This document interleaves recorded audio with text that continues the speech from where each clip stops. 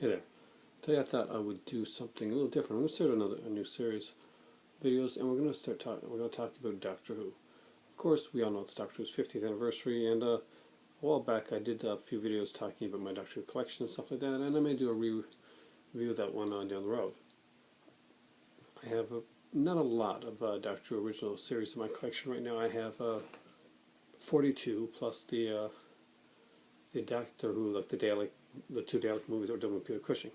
So I figured I'd start today with William Hartnell. Now, William Hartnell was the first actor to play the Doctor. When he started the role in 1963, until Peter Capaldi came on, I guess he was pretty much the old guy, and he's made to look much older because originally the whole concept of the Doctor is and this is how I thought we stayed, was that the Doctor is in his I'm not sure how old he was supposed to be back then, 700, something like that. But he's traveling in the TARDIS. Well, he's not traveling. We know he's got the time machine. He's got the TARDIS, Time, Railroad, Dimensions, and Space, named by Susan. And basically, Susan is his granddaughter, and she's been going on Earth and going to school. Unfortunately, two of her really nosy teachers decide to follow her home from the to where she lives, and her home is in like the kind of junkyard. So they manage to see her grandfather, as she calls him, and that is the Doctor, and he's not the nicest guy when you originally see him. Now, William Hartnell had been doing a lot of films before this, and if you're a fan of the Carry On series, then you'll probably be aware that William Hartnell was in the actual very first Carry On movie, Carry On Sergeant. Very different from the later Carry On films, but also a very good film, so it's definitely worth checking out, especially if you're a fan of Hartnell. The Carry On films would have other Doctors in there as well. John Pertwee, most noteworthable, I guess, because he would do a few.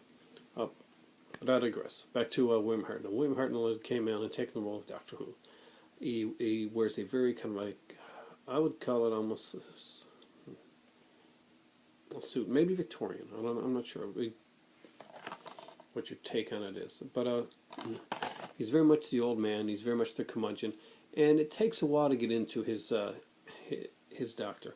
He's not the nice guy, and if you've been watching only the new series of Doctor Who, you may find him really, really harsh. And another good thing is to go back and watch some of this now, because Peter Capaldi is probably going to be going towards William Hartnell's way of being the Doctor, and Tom Baker's. That's what I see with Capaldi, even a little bit of John Pertwee put in there.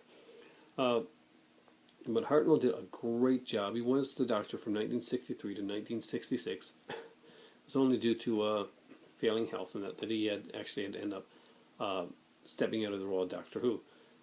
That's when they decided that there had to be some way to keep the show going, and that's when they came up with the regeneration fact. If you're not a fan, or you haven't watched any Doctor Who, you've been living under a rock for the last few years, 50 years, basically. Doctor Who as a character is a Time Lord from the planet Gallifrey, and when he's mortally wounded, rather than die, his body kind of has a defense mechanism that regenerates him into a new persona.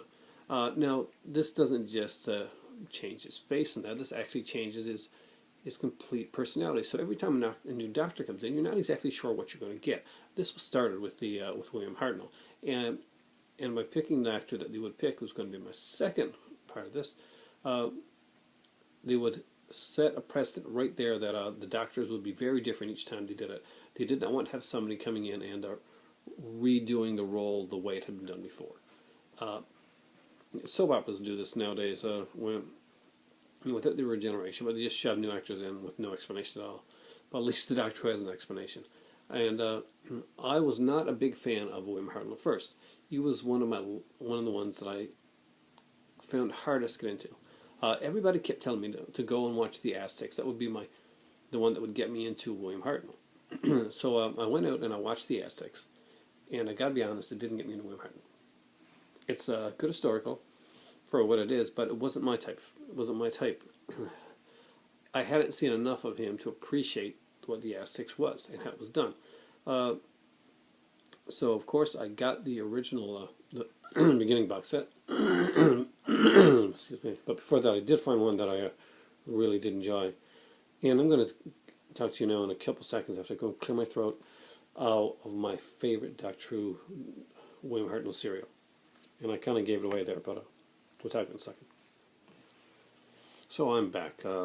Grab some soda stream. I'm going to get a good drink after this video is done.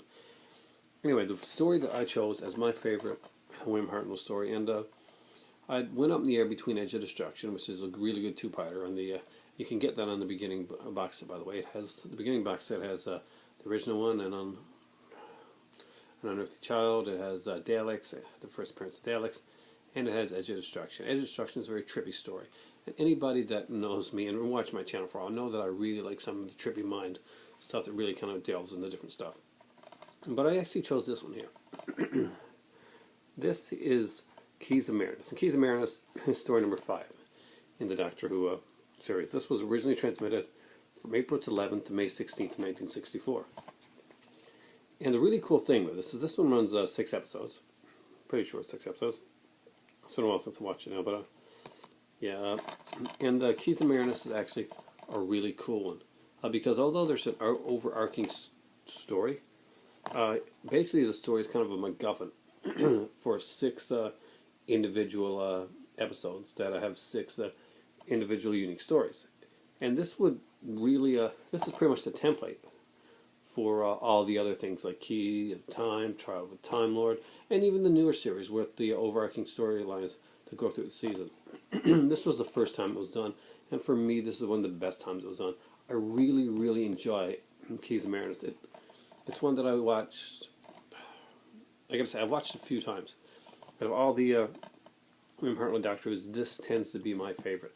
Now, I have not seen all William Hartnell, I wish I had, but I have, because he's the one that I got into later on. I've seen most of the Troughtons and onwards, but there's a few Hartnells that I haven't seen. But this one here is actually my favorite. Out of everyone that I've seen, this is definitely the favorite in the in the Hartnell franchise. So if you're going to pick up one, get the beginning set. It goes without saying. It's a good starter set collection for original Doctor Who series, especially now if you're just getting into it. I recommend it, but the next one you should pick up, if you're going to pick up a Hartnell one, there's a lot of great ones out there. Of course, there's the Aztecs, there's Planet of the Giants, all that stuff, but I recommend grabbing Keys of Marinus. It really gives you a feel of the characters. You got Ian, you got Barbara, Susan. I had a very big crush on Susan when I was younger. And the Doctor was not too harsh in this one, but, you know, William Hartnell, probably for me, at his best in Doctor Who. I just really, really like Keys of Marinus. Found a really great story. I hope that you did too, and I hope you like this, and hopefully you like this series, because I'm hoping to do go through all the Doctors. Thanks a lot for watching, and